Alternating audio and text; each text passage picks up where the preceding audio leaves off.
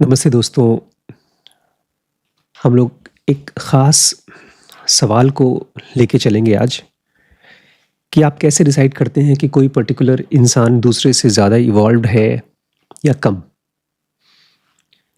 जैसे मेरे दो फेवरेट स्पिरिचुअल टीचर्स हैं।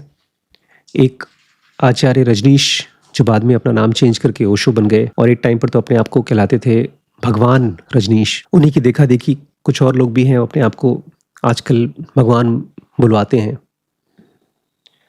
और वहीं पर उनका कंपैरिजन मैं करूँगा श्री रमण महर्षि से। वो भी स्पिरिचुअल टीचर्स हैं, लेकिन इन दोनों की पर्सनैलिटी में बहुत फ़र्क है। तो आज मैं ये एक सटल डिफरेंस डिस्कस करना चाहता हूँ कि आप कैसे डिसाइड करेंगे कि इन दोनों सोल्स में से किसकी सोल ज़्यादा एडवांस्ड है। एक तरफ रमण महर्षि को और दूसरी तरफ आचार्य रजनीश को। दोनों ही स्पिरिचुअल टीचर्स थे और दोनों ही मेडिटेटर्स थे, लेकिन दोनों की पर्सनैलिटी में बहुत फर्क था। जानते हैं क्या क्या फर्क था? एक कपड़ा पहनते थे लाखों रुपए का, घड़ी पहनते थे करोड़ों रुपए की। एक के पास गाड़ियां थी रोल्स रॉयस, जो आज एक गाड़ी आती है कम से कम 1 करोड़ की, 93। और दूसरा इंसान कपड़े पहनता था लंगोट। कैसे घर में रहता था? एकदम सिंपल झोपड़ी में, गुफाओं में। दोनों के पास स्टूडेंट्स आते थे। हो सकता है आप एक टाइम पर ओशो को चूज करें, जैसे मैंने किया। लेकिन आप कैसे डिसाइड करेंगे कि कौन सी सोल ज़्यादा एडवांस्ड है? ये सवाल है आज का, क्योंकि अब हम जर्नी ऑफ सोल में उस चैप्टर में पहुंच गए हैं इसका नाम ही है एडवांस्ड सोल्स। इसमें लेवल 5 के लोगों के बारे में बात किया गया है। लेवल 1 कौन है? रिवाइज करा दूं एक बार। आप लोग जर्नी ऑफ सोल को अपनी बिजनेस बुक्स की तरह नहीं पढ़ते ना। इस पूरी बुक का समरी है। टोटल 6 लेवल ऑफ सोल्स होती हैं डॉक्टर माइकल न्यूटन के हिसाब से। Level 1 beginner soul. ये वो लोग हैं जो बहुत नई नई फिजिकल वर्ल्ड में आई हैं। इसमें भी 2 टाइप के लोग हैं।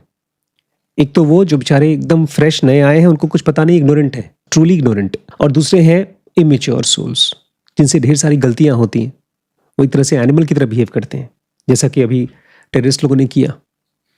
लेवल 2 है लोअर इंटरमीडिएट, इनको नाम दिया गया है। इनकी ऑरा के बारे में बताते हैं कि ऑफ वाइट होता है। लेवल 1 का ऑरा कैसा होता है? वाइट।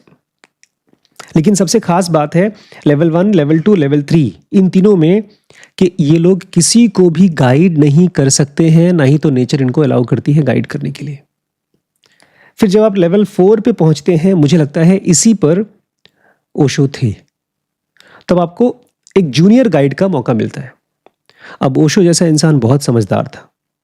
उसके अंदर में 2 चीज़ों का मिक्सचर था मेरे हिसाब से। शायद सब्सक्राइबर्स को पसंद ना आए बात। He was a very immature businessman, क्योंकि बिजनेस भी अच्छे से नहीं कर पाए। And he was very good speaker. आज भी उनकी वीडियोस, ऑडियो सबको पसंद है। एंड ही वॉज अब लेवल 3 और लेवल 4 सोल, मतलब इनको अब गाइड करने का नेचर ने परमिशन दे दिया है। इसके बाद लेवल 5 पे पहुंच गए, जिनकी ऑरा है लाइट ब्लू, और इनको सीनियर गाइड्स का एक परमिशन मिलता है नेचर के द्वारा दूसरों को सिखाने के लिए। तो अब मैं आपसे पूछता हूं कि आपके हिसाब से क्या होगा वो 1 या 2 क्वालिटी जिसको नेचर डिसाइड करती है कि ये इनके अंदर होना चाहिए, तभी ये एडवांस्ड सोल्स है। कोई भी आप लोगों के हिसाब से कोई एक क्वालिटी बताइए, एक क्वालिटी जो नेचर आपको आपके अंदर देखेगी तो बोलेगी यस, ये बंदे को होना चाहिए मास्टर, स्पिरिचुअल टीचर। थॉट्स बहुत कम आते होंगे। चलो ठीक है, थॉट्स अगर कम आ गए, कोई आदमी ऐसा है उसके मन में थॉट्स बहुत कम आते हैं, जब कोई उससे बातचीत करता है तो शांत रहता है। थॉट्स कम आना एक अच्छी चीज है, अगर आप नहीं चाहते थॉट्स नहीं आए, बट इनके हिसाब से कुछ और है। आपके हिसाब से? उनकी ब्रीदिंग बहुत स्लो हो जाती है। ये तो आप सब जनुगा से बता रहे हैं, ये सारी की सारी चीज़ें जनुगा से बता रहे हैं। जर्नी ऑफ सोल आप लोगों ने शायद नहीं पढ़ा, ये पढ़ते हैं। सबसे पहली चीज़ तो आप ध्यान रखिएगा, जो भी इस तरह के एडवांस सोल्स होते हैं, जो बहुत पुराने और बहुत एडवांस्ड होते हैं, दे आर स्केयर्स, बहुत कम होते हैं। डॉक्टर माइकल कहते हैं, मुझे ऐसा मौका नहीं मिला है कि लेवल 5 के लोगों का मैं स्पिरिचुअल रिग्रेशन कर सकूं, उनको हिप्नोटाइज करके मैं पास में ले जा सकूं। लेकिन एक चीज़ मुझे हमेशा स्टिमुलेट करती है जब मैं इनको बहुत इक्के दुक्के जब मिलते हैं, वो है उनका कॉम्प्रिहेंशन, स्पिरिचुअल कॉम्प्रिहेंशन।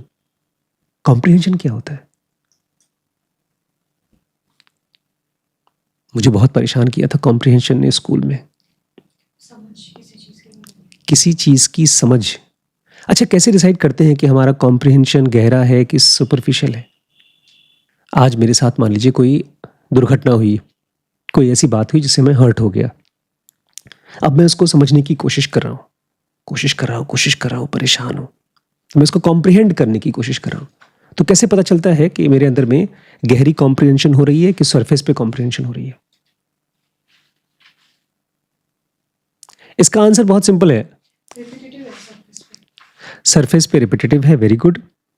और गहरे पे कुछ नया है, लेकिन उससे वेरी गुड। आप जब असली गहरा कॉम्प्रिहेंशन कर पाते हैं तो यू फाइंड पीस।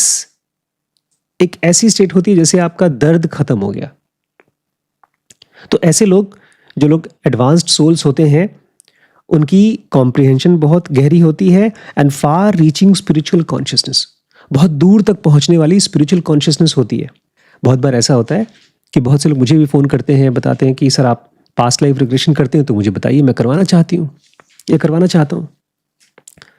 तो ये बता रहे हैं जो लोग भी लेवल 5 पे होते हैं वो कभी भी पास्ट लाइफ रिग्रेशन नहीं कराना चाहते, क्योंकि वो ज़्यादातर अपनी लाइफ की प्रॉब्लम्स को खुद ही रिजॉल्व कर लेते हैं। अब ये बताइए और कौन कौन से ऐसे तरीके हैं जिसमें आप नहीं जाना चाहेंगे बट कम एडवांस्ड सोल्स जाना चाहेंगी? Spiritual activities, so called spiritual activities, और मुझे लगता है उसका कोई फायदा नहीं होता बट फिर भी लोग कराते हैं अपने प्रॉब्लम्स को रिजॉल्व करने के लिए। और अगर आपने ध्यान नहीं दिया तो आप भी उसमें जाएंगे।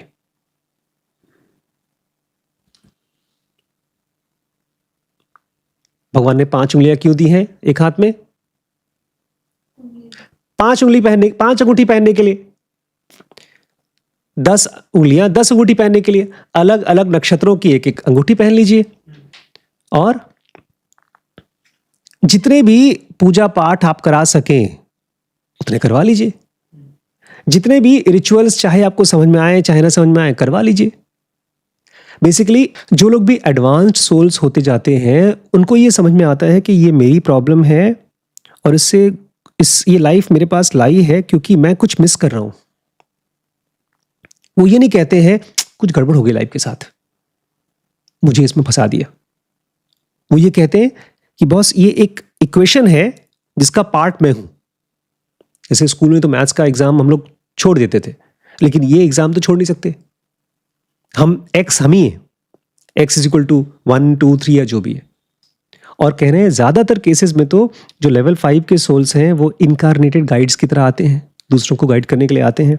एक बहुत इंपॉर्टेंट चीज़ मुझे अपनी स्पिरिचुअल पाथ से, ज़नोगी स्पिरिचुअल पाथ से पता चली थी और मुझे हमेशा याद रहती है।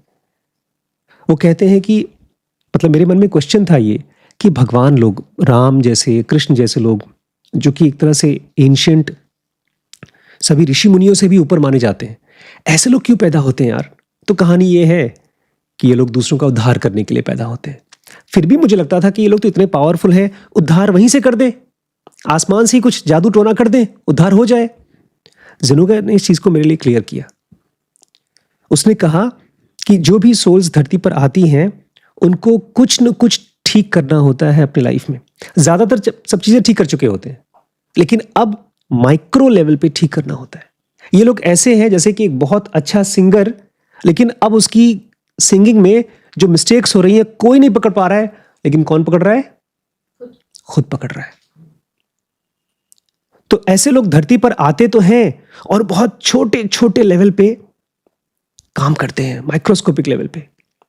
ये वर्ड यूज किया गया ज़नोगी स्पिरिचुअल पाथ पे, that they come down to find out, मतलब जैसे कोई डॉक्टर माइक्रोस्कोप के नीचे खोजता है एक बैक्टीरिया या एक ब्लड को समझने के लिए कि बीमारी कैसे होती है, ऐसे ही वो अपने माइंड में ये देखता है कि कौन सी चीज़ मुझे बहुत हल्के लेवल पे डिस्टर्ब करेगी, क्योंकि जो चीज़ आपको फिजिकली ब्रेन को डिस्टर्ब कर रही है वो आपको बार बार धरती पे लाएगी।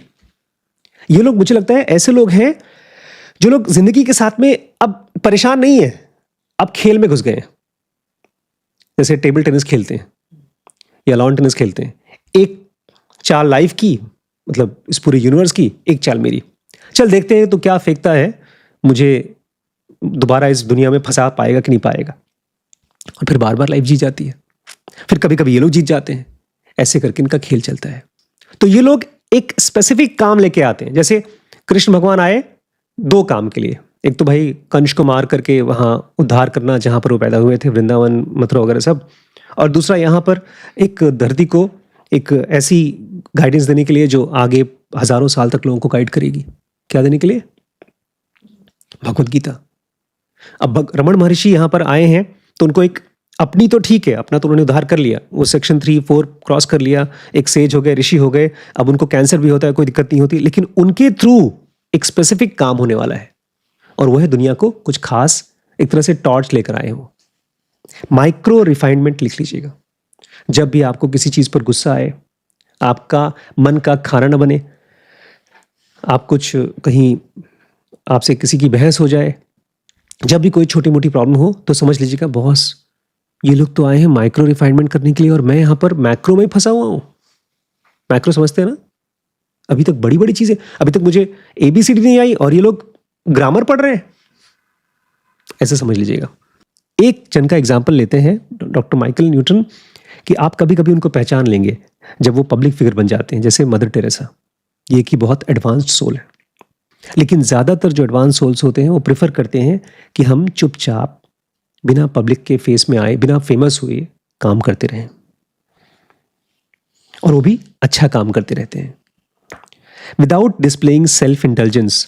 इसमें एक बड़ी खास चीज है, उसी से आपको मालूम पड़ेगा ओशो ज्यादा एडवांस है कि रमण महर्षि। ये सोल्स सेल्फ इंटेलिजेंस की साइन नहीं दिखाते। सेल्फ इंटेलिजेंस क्या है? सेल्फ इंटेलिजेंस मतलब जिस चीज में मुझे मजा आता है मैं वो करूंगा। अब मैंने पैसा कमा लिया है और लेट्स से मेरे पास भगवान ने 50 करोड़ रुपए दे दिया है, मेरे पास कार है, मैं हवाई जहाज से कहीं भी घूम सकता हूं, लेकिन मेरे पास वो कार नहीं है जो दुनिया की सबसे महंगी कार है। हाँ, अब जैसे ओशो ही कहते हैं, बड़े समझदारी से बोल रहे थे, बोलते मैंने अपने लिए नहीं खरीदी, मैं तो उनका मालिक भी नहीं हूं, मेरे डिवोटीज ने खरीदी है, ताकि वो मेरे लिए, मतलब अपने मेरे डिवोटीज ने अपने गुरु के लिए खरीदी है। और प्लस ये कहा करते थे कि एक टाइम पर तो मैं एक ही में बैठूंगा, लेकिन रोल्स रॉयस में बैठते थे वो। उनकी जो टोपी थी उस पर डायमंड स्टडेड थे, उनके पास कम से कम 100 घड़ियां होंगी जो 1-1 लाख से ऊपर की होंगी उस टाइम पर। उनकी जो कुर्सी हुआ करती थी जिस पर बैठते थे वो लाखों रुपए की होती थी।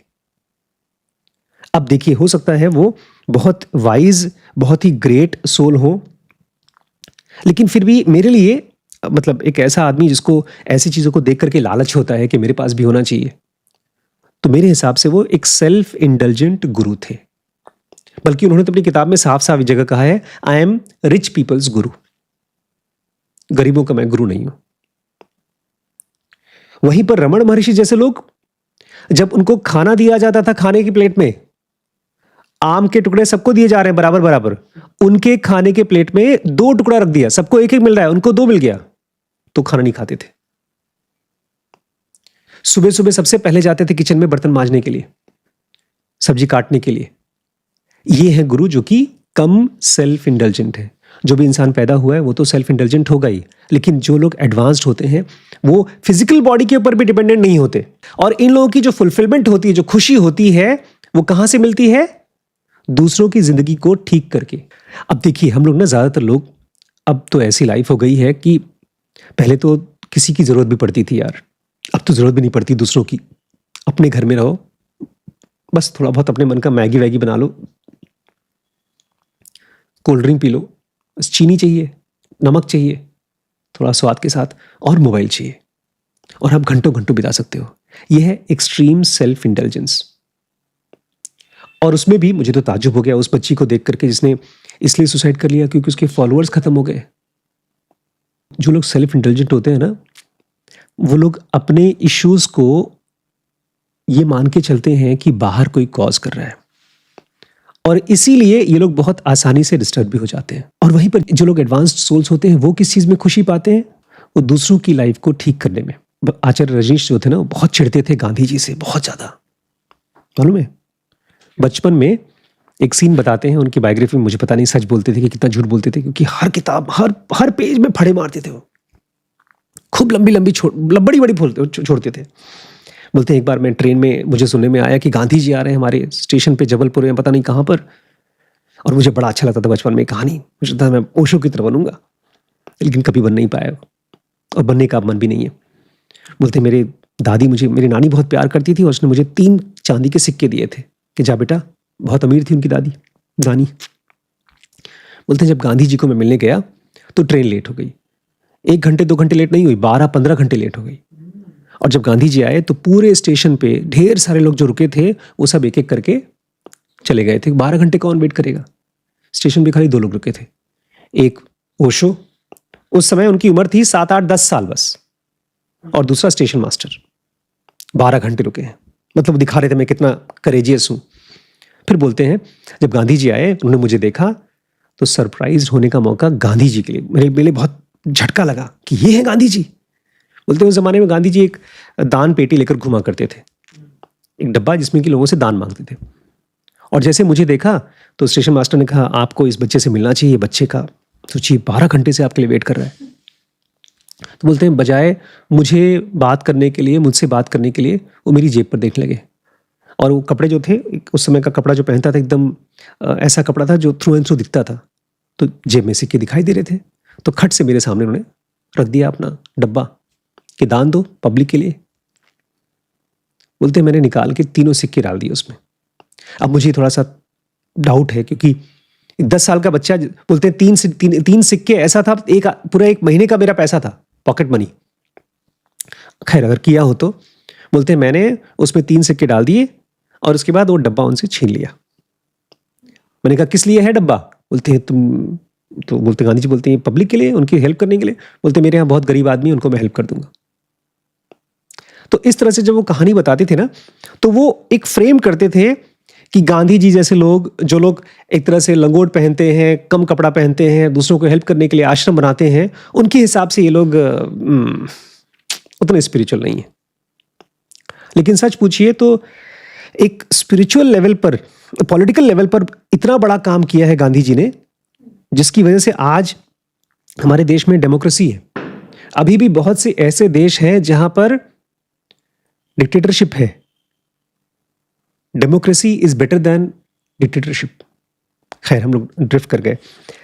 तो मेरे लिए वो लोग ज्यादा एडवांस्ड हैं जो लोग सेल्फ इंटेलिजेंट नहीं है, और वो लोग जो दूसरों के लिए हेल्प कर रहे हैं वो लोग ज्यादा, मैंने उल्टा बोल दिया ना, और जो लोग दूसरों को हेल्प कर रहे हैं वो लोग ज्यादा एडवांस्ड है।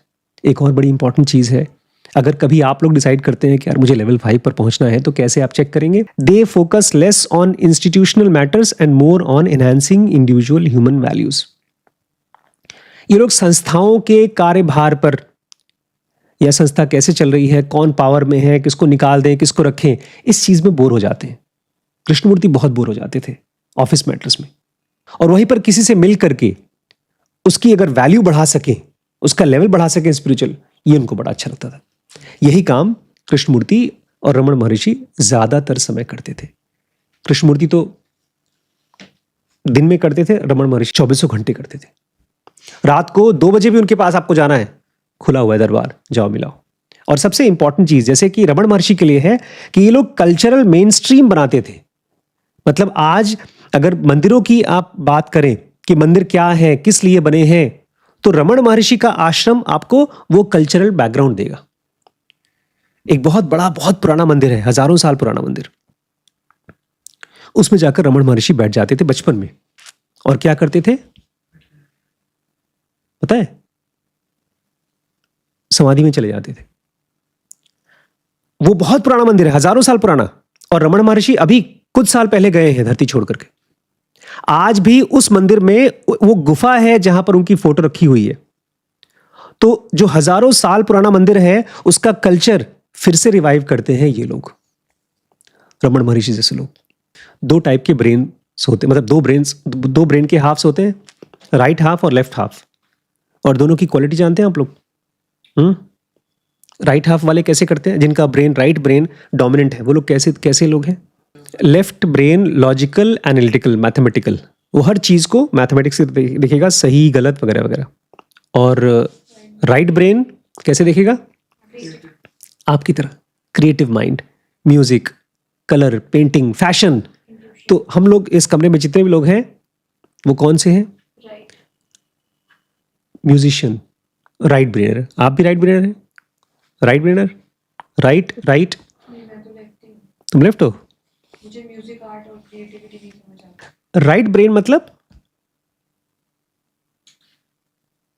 जो क्रिएटिव है, जो क्रिएटिव लोग हैं, आर्टिस्टिक स्किल। सेंसिटिव लोग हैं। तो ये डॉक्टर माइकल बोलते हैं, लोगों ने मुझसे पूछा है राइट ब्रेन वाले एडवांस सोल्स होते हैं कि लेफ्ट ब्रेन वाले? जो लोग एनालिटिकल हैं, हिसाब किताब करते हैं वो लोग, या जो लोग आर्टिस्टिक लोग हैं वो? ये बोलते हैं ऐसा कोई क्राइटेरिया नहीं है, दोनों हो सकते हैं। जो एडवांस्ड सोल्स हैं उनके अंदर में खास तौर से ये दो क्वालिटीज होती है, और जब आप देखते हैं उनको तो खट से आपको लगता है यार कैसे, वो दो क्वालिटीज कौन सी है? अरे यार, भले तुम्हारे अंदर पेशेंस है नहीं, लेकिन तुमने पकड़ लिया आंसर। जो एडवांस स्पिरिट्स हैं उनके अंदर में दो क्वालिटी होती है। एक, पेशेंस विद सोसाइटी। इनके अंदर में एक क्वालिटी अगर आप पूछते हैं तो उनके अंदर एक्सट्रीम पेशेंस होता है। और मुझे लगता है ओशो जैसे आदमी की लाइफ में ये बहुत कम था। पता है क्यों? बड़ बोले थे वो, इतनी बढ़ बढ़ के बोलते थे। उनको एक पॉइंट के बाद समझ में नहीं आ रहा है कि अगर ऐसा बोलोगे तो तुम्हें मार दिया जाएगा। लेकिन ऐसा उनके साथ ही नहीं, बहुत से लोगों के साथ था। मंसूर थे एक, उन्होंने ऐसी दिखाई इंपेशेंस। जीसस क्राइस्ट थे, उन्होंने भी दिखाई ऐसी इंपेशेंस, लोगों ने सूली भी चढ़ा दिया। और ये लोग एक्स्ट्रा ऑर्डिनरी कोपिंग स्किल दिखाते हैं। हालांकि एक सीक्रेट बताऊं, एक बहुत अच्छी किताब छपी है जिसमें बताते हैं कि जीसस क्राइस्ट वहां क्रॉस पे मरे नहीं थे। वो एडवांस्ड योगी थे। उनको जब उनकी बॉडी को उतार करके एक गुफा में रख दिया गया था, फिर वो जिंदा हो गए थे। फिर अपने कुछ टीम को लेकर के आ गए थे इंडिया। और पता है इंडिया में कहाँ गए थे? कश्मीर, पहलगाम, जहां पर ये अटैक हुआ। उनकी आज भी वहां पर एक छोटी सी समाधि है, जोशुआ के नाम से वहां एक समाधि है। अच्छा। हाँ, तो उनके अंदर तो एक्सट्रीम पेशेंस था। तभी तो कह रहे थे कि उनको बेचारों को माफ करो। लेकिन इसका मतलब ये नहीं कि इनके अंदर में कार्मिक पिटफॉल्स नहीं होते। उन्होंने कोई कर्म ऐसा नहीं किया जिसकी वजह से उनको झेलना नहीं पड़ेगा।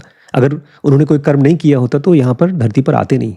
ये लोग अगर आपको मिलेंगे तो अलग अलग जगहों पर मिलेंगे, अलग अलग प्रोफेशन में मिलेंगे, लेकिन खास तौर से आप उनको देखेंगे लोगों को, दूसरों को हेल्प करने के प्रोफेशंस में। कोई हॉस्पिटल में है, कोई ड्रग्स के सेंटर पे है जो परेशान लोगों को ठीक कर रहा है, हेल्प कर रहा है। लास्ट में इनकी जो सबसे अच्छी क्वालिटी, सबसे प्राइमरी क्वालिटी है वो है एडवांस्ड सोल्स अपने अंदर में से कंपोजर दिखाते हैं। They are very composed, they radiate kindness. उनके साथ जब आप बैठेंगे तो आपको लगेगा ये कितना नॉन जजमेंटल है। और जब आप उनके साथ बातचीत करेंगे तो लगेगा यार कितनी अच्छे से हमको समझ रहा है यार। और जब आप इनके साथ बैठेंगे ना तो आपको लगेगा ये लोग इतने सेल्फलेस कैसे हैं। ये लोग अय्याशी कर सकते हैं, इनके पास इतना रुपया पैसा है, लेकिन फिर भी एक साधु की जिंदगी जी रहे हैं। और मोस्ट इंपॉर्टेंट, ये लोग कम पैसे में भी आराम से जी सकते हैं। ये एक क्वालिटी ऐसी है जो मुझे लगता है कि ओशो ने तो बहुत समझदारी से बहुत बड़ा आश्रम बना लिया, जो अब डिसॉल्व हो गया। रजनीशपुरम डिसॉल्व हो चुका है। अब इंडिया में उनकी किताबें छपती हैं, लोग पढ़ते भी हैं, मुझे भी बहुत पसंद है। बट मैं कभी भी आचार्य रजनीश को रमण महर्षि के लेवल पे नहीं रखूंगा as a level of soul. क्यों? क्योंकि वो डिपेंडेंट थे कपड़े के ऊपर, पैसे के ऊपर, शिष्यों के ऊपर। बल्कि एक पॉइंट पर तो मैंने ये भी पढ़ा, वो खुद बताते हैं कि मैं तो ड्रग्स के साथ ट्राई आउट कर रहा हूं कि मेरी कॉन्शियसनेस कितनी धूमिल हो रही है। और वहीं पर रमण महर्षि कभी ऐसी कोई बकवास चीज नहीं करते थे। उनके हिसाब से दुनिया ही ड्रग्स है, तो और ड्रग्स क्या लेना। तो क्या है वो वन क्वालिटी जो डिफरेंशिएट करती है लेवल 5 को बाकियों से या एक अच्छे? Patience with society. ऐसे तो हम सब अपने अपने लिए तो बहुत पेशेंट है, अपने काम के लिए तो हम सब पेशेंट हैं। कौन सी वो फिल्म थी, मेरी बहुत फेवरेट सीन है उसमें अक्षय कुमार जाते हैं मिथुन चक्रवर्ती के पास, अरे अभी काम करा के आता हूँ, और जाते हैं दरवाजा बंद करके, वाली मेरा काम करवा दो, हाँ हाउसफुल। तो वैसे तो सब लोग पेशेंट हैं, लेकिन ये लोग, इन लोगों की पेशेंस अलग लेवल की है।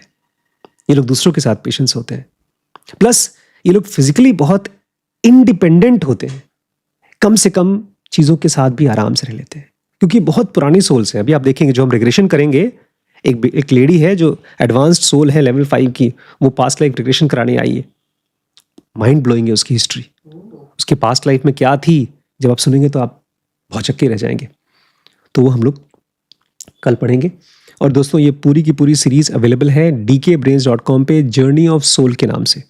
ये नंबर है, इस पे जाकर के आप कांटेक्ट करके मालूम कर सकते हैं। अगर आपका बजट नहीं है तो भी आप ज्वाइन कर सकते हैं, आप इस नंबर पे कांटेक्ट करके डिस्कस कर लीजिए, ठीक है।